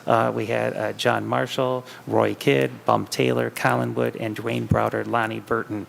And the announcements were also made during the game, during the press from the press box. So Claire, did you want to talk about some of the other things that are in there, or? Sure. Public education for suicide prevention has been a major priority of the Adams Board, and we were fortunate enough to be able to extend our reach last year through some grant-funded projects, and also get in with some new partnerships. Specifically, the Greater Cleveland RTA was contacted by the Federal Transit Association about the importance of crisis lines and suicide prevention signage within facilities, and we put together a really great partnership with them, and then did additional advertising in a radius around all of the featured RTA advertising at Tower City and throughout their bus lines. And they were just a really terrific partner to have for this. Again, we put this all together because it needed to happen, and the RTA and Lamar Advertising pitched in to make that happen. We've also been able to do different mailers. We have the Suicide Prevention Coalition. That's the driver for deciding where our public education efforts are largely going to happen. This is a group of community members and subject matter experts and people who have lost ones to suicide who come together. And we look at the data from the medical examiner's office, which I have actually just included. I want to say thank you to the medical examiner's office for providing you the most up-to-date information. It's in the packets. I've also included the Ohio level data that's most recent as well. There's a little bit of a lag on that from the state, but we have a great relationship with our medical examiner's office, so we get very up-to-the-minute data to help us make decisions about where to do our outreach. And so that the Suicide Prevention Coalition looks at the high-risk areas, looks at the changing trends, and of course we saw that the trends that were changing with African American males, and usually it's middle-aged men that are the highest risk group for suicide, but those trends are changing, and people are younger and younger. So we were able to respond to that by, obviously we're aware of it for the programming that we have within the schools and for all of those pieces, but specifically for our public education priority, we were able to send information about 988 and how to connect to resources into households that had individuals with an African American male or with children. That we had, there's a breakdown in there of different types of mailings that we've done over the course of the year, just the last 12 months. We do this on an ongoing basis. This is kind of the above and beyond outreach that you're seeing in this packet here, because we were seeing those trends and because there is the national lifeline that is being promoted now, 988. Now, we already had the infrastructure here in Cuyahoga County to be able to take those national calls. It was a seamless process for us. Because we kind of had the vision to have that system set up ahead of time.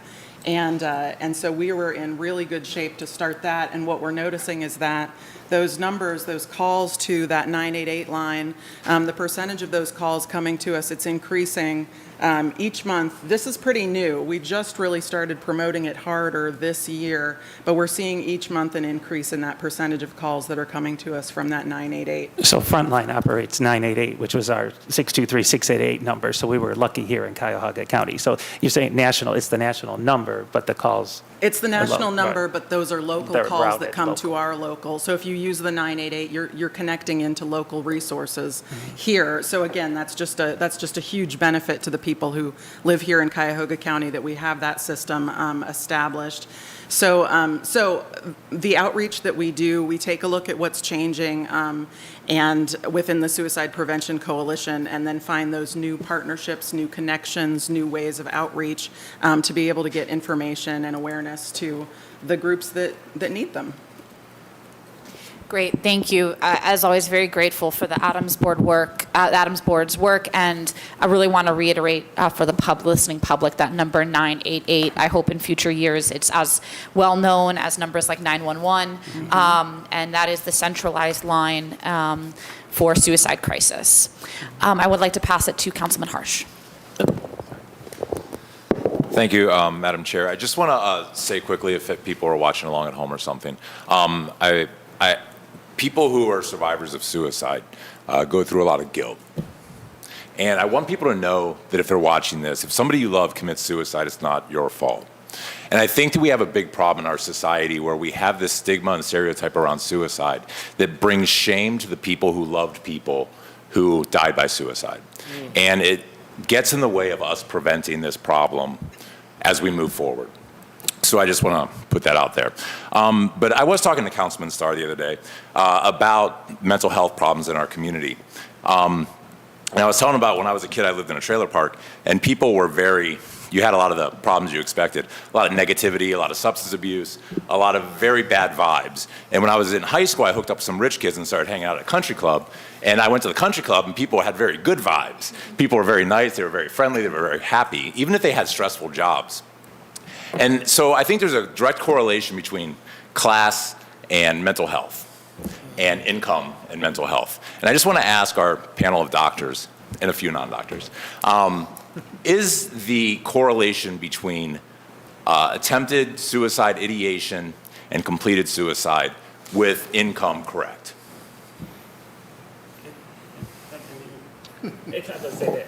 Yeah.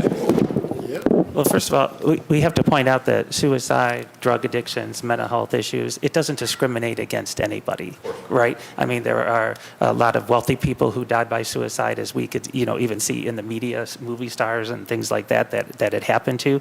The thing is that we have to, you mentioned the stigma or the discrimination against seeking help for mental illness or addictions. You said stigma, right? So, I mean, the thing is we have to let people realize that addictions and mental health issues, they're biologically based brain disorders, right? So when people are dealing with stress, they may look to self-medicate for things. They may look for a way out. And, the thing is that suicide is a permanent solution for a temporary problem. That's what we want people to know. We want people to reach out for help, no matter what economic status you are, no matter what nationality you are, or anything like that.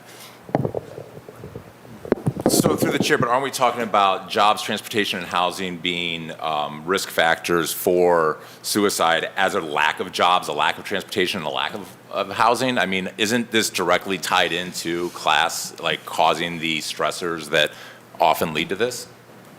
They are additional stressors that lead into it. I don't know, doctors, if you want to, address that as well. Yeah. But, that there is stress, and everybody has stress in their life, and maybe people have different opportunities to deal with the Everybody has stress, but some people have more stress. Well, but you have to learn how to deal with the stresses and where to get the help for it.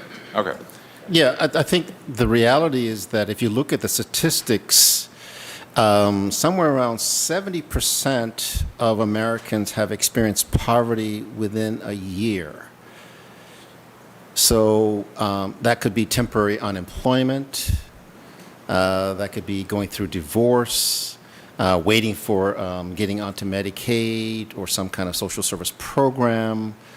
So when there's depression, when there is a feeling of hopelessness, it can be temporary or it can be long-term. Mm-hmm.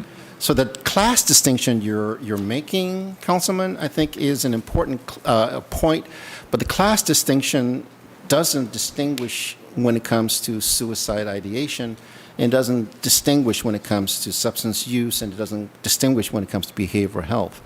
The number of resources and the wraparound supports that are available is obviously different based on income and wealth. So through the chair, so we believe that suicide ideation is proportional across all class levels? It depends on the social conditions. Right now in America, with polarization, there are a lot of people who are depressed and thinking about options. Going to Canada is one. Suicide ideation is another. But that doesn't generally speak to anything other than their social pressures that are being placed on. When you live in the 441, 102, 105, and 108 zip codes, the social pressures are ever present, and they have nothing to do with changes in politics or global conflict or anything. It's daily life. I don't know if you've seen the statistics, but the median wealth, that is the wealth of individuals in the United States projected to 2024, is the following. The median wealth of white people is $122,000. The median wealth of Latinx and Latinos, Hispanics, is $1,600. And the median wealth of African Americans is $1,200. That's the reality that transcends anything other than the constant social pressures that people live under. But through the chair, so that has no impact on ideation rates or... Because it seems like you're saying there's a large, huge gap, and there seems to be a growing problem in communities of color, but we're saying that gap is not part of it? The suicidal ideation has nothing to do with class, is what I'm trying to say. It's social pressures that are placed on the individual and how the individual chooses to respond.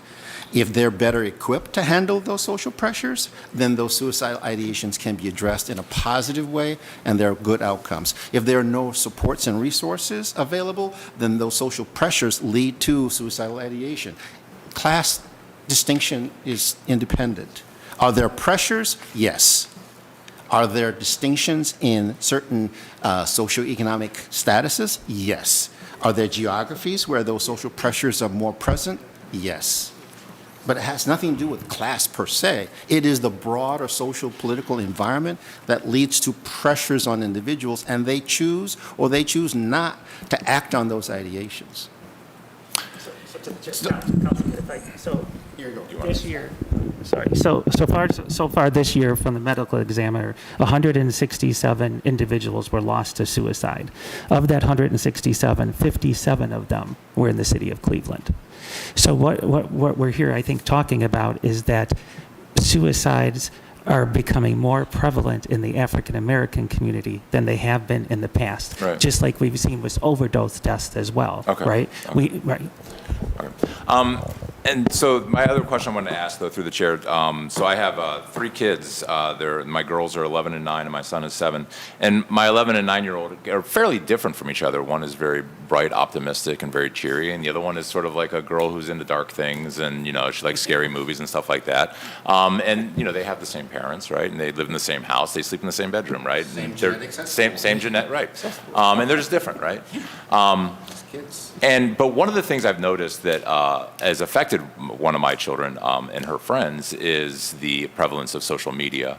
And I don't know if 2019 was the year that CMSD gave all the devices to all the kids. I don't want to throw CMSD under the bus. But I've had a serious, like, my biggest parenting challenge has been social media and getting the kids off the internet. I found my daughter watching YouTube videos of a bulimic young lady who was doing nothing but talking about ending her life. And my daughter, when I questioned her about this, and my wife and I had a very long conversation with her about this, she said it was just entertainment. And like telling her this is a real human being who is, you know, teasing their well-being for entertainment. We explained the exploiter, the exploited, and the audience, the 3 dynamics of P.T. Barnum, right? And how YouTube makes money off this and monetizes people's suffering and pain. And I think she understood it, but she still wants to watch the videos, right? There's still this morbid fascination, and it's provided for us at the touch of a button, an unlimited quantity. And I'm curious what you all think we're seeing with youth access to this never-ending negativity stream on social media. Please. We know that Zuckerberg and other platform developers don't allow their children to be on social media. They don't give them phones. They don't give them opportunities to be on social media. We know that there's brain development, right? We expect teenagers and young adults to be able to do the same things that you and I do, but we know that until about the age of 26, the brain isn't fully developed. So things like impulse control, forward thinking, cost-benefit analyses, all the things that you're basically talking about, your child physically cannot do at this point. So when I worked at a hospital, I work at Metro Health now, but I worked at another hospital, we would implore parents to just keep computers out of rooms and to have specific times for social media and lock the phones. Because I had one kid that was in the inpatient unit, and he said, whenever I hear a ding when I'm asleep, I know that I'm being bullied. And then I hear more dings, and I hear more dings, and more dings, and I know that that's about me.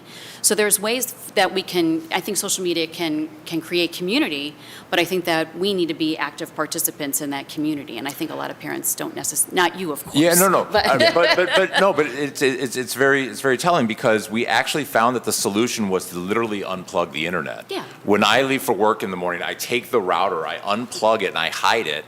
And then when the kids come home, because they get home before my wife and I do, they get home around 3 o'clock or something, they have no internet at home. The box is literally hidden, unplugged, because we couldn't take the devices, because there's too many devices. They bring other devices home, they find devices, and I just so the CMSD knows, you probably know, every kid can figure out how to get onto YouTube. It's a very simple process. You haven't taken YouTube off any of the devices.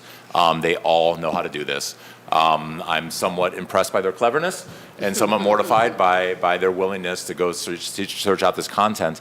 And the other thing is, there is no phone that prevents the installation of a web browser or YouTube.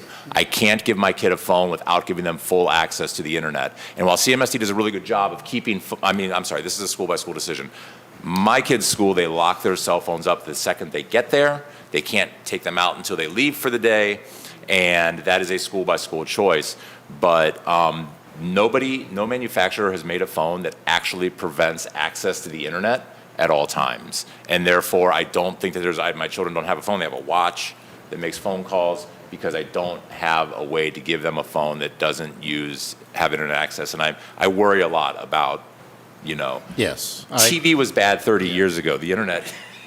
Yeah, I have a 36, 32, and a 30-year-old, and so I was on the leading edge or the bleeding edge of technology, and my ex-wife, who's now my ex, because we argued about when is it the right age to give child access to the phone.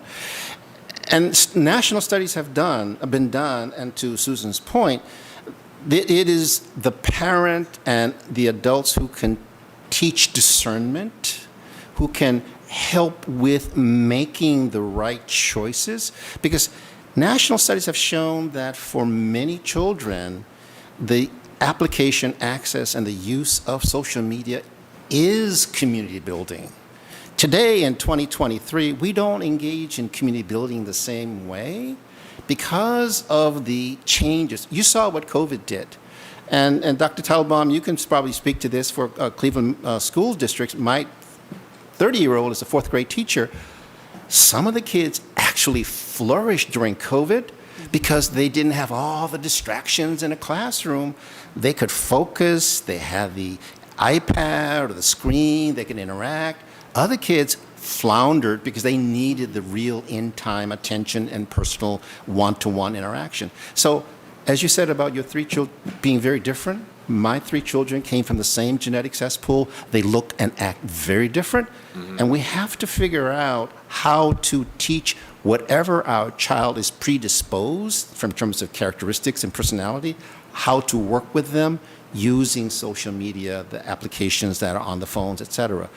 It's not the device per se, but it is, to Councilwoman Starr's position, how does a parent with no money, no resources, no time, spend 15 minutes a day reading to that child? They don't have the means or the ability, but if we could find a way for the parent and the child to bond, to teach discernment, the wisdom necessary to distinguish between, that's an AI-generated content, don't pay attention to that. That's a real story, and here's how you can tell. Here's what that story means if it was aimed at you and how to deal with it.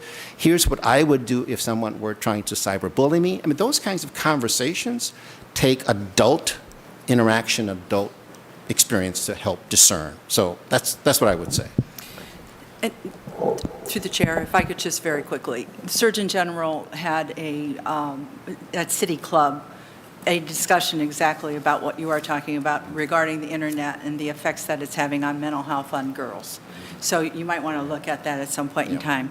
I also wanted to thank people that in the council that have worked with Let's Save Cleveland, because I think that elevated lead levels have affected reading issues and have affected the way that the progression, and you've probably seen all the data on lead. And so I think that has been a major issue in many of our schools. And I wanted to thank you all for proceeding and encouraging that. I also wanted to point out that Imagination Library, Dolly Parton's Books to Each Child is citywide currently. That used to happen in only a couple of the districts, and I think that that's been very helpful for our children. Thank you. All right, thank you, Councilman. Just to be conscientious of time, I'm wondering if we have any last quick questions from the panel. If not, I think that it is time to close it out. This was necessary, but of course sobering conversation. I want to thank everybody who is here today. You all are used to working in these spaces and the heavy toll that they can take on your health. But for those in the listening audience, for those on council, for those here today, I just want to acknowledge how hard it can be to have these conversations and leave you with some words of encouragement to spend the day doing the thing that I think we talked about most, which was building community, having that sense of being seen and acknowledged and having that social fabric around you. And so sometimes, we end these sort of a call to take care of yourself and, maybe do whatever self-care thing you want to do. But I want to add to that and say maybe take a little bit of time to help someone else. It's Thanksgiving, whether it's this is something I always do is Target is constantly giving you $5 gift cards if you spend, you buy a certain number of things. And I always just hand those to somebody walking into the Target who has a kid in tow, and I just say, hey, do you want $5? And that makes me feel better sometimes than anything else I do that day. So find a small way to help somebody else today. You never know when you might make a difference. And I want to thank the panel for their time today. And it sounds like we have some work to do as a committee. Thank you. Thank you so much.